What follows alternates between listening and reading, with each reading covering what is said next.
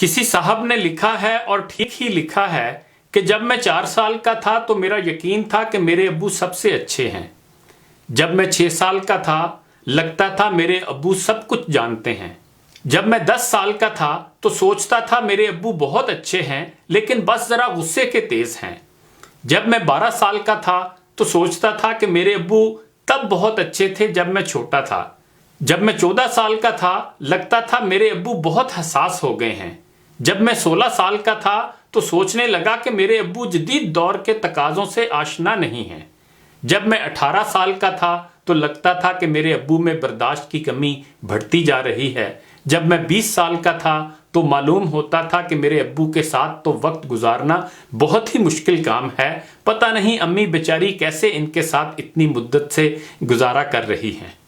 جب میں 25 سال کا تھا لگتا کہ میرے ابو کو ہر اس چیز پر اعتراض ہے جو میں کرتا ہوں۔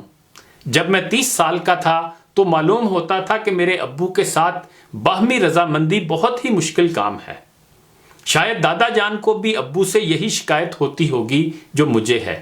جب میں 40 سال کا تھا تو سمجھ آنے لگی کہ میرے ابو نے میری پرورش بہت ہی اچھے اصولوں کے ذریعے کی، مجھے بھی اپنے بچوں کی پرورش ایسے ہی کرنی چاہیے۔ جب میں 45 سال کا ہوا تو مجھے حیرت ہونے لگی کہ ابو نے ہم سب کو کیسے اتنے اچھے طریقے سے پالا پوسا۔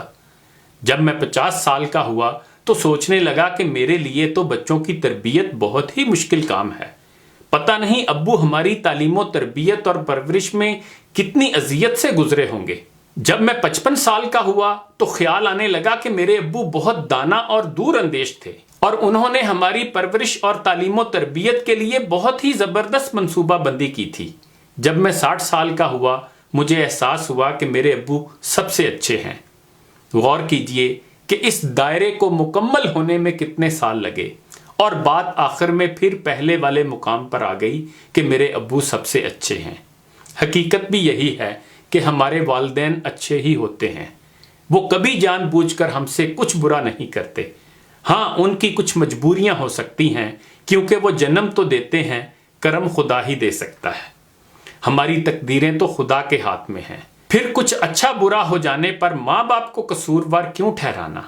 ہر والدین ہمیشہ اولاد کا بھلا ہی چاہتے ہیں، بلکہ وہ برا چاہ ہی نہیں سکتے۔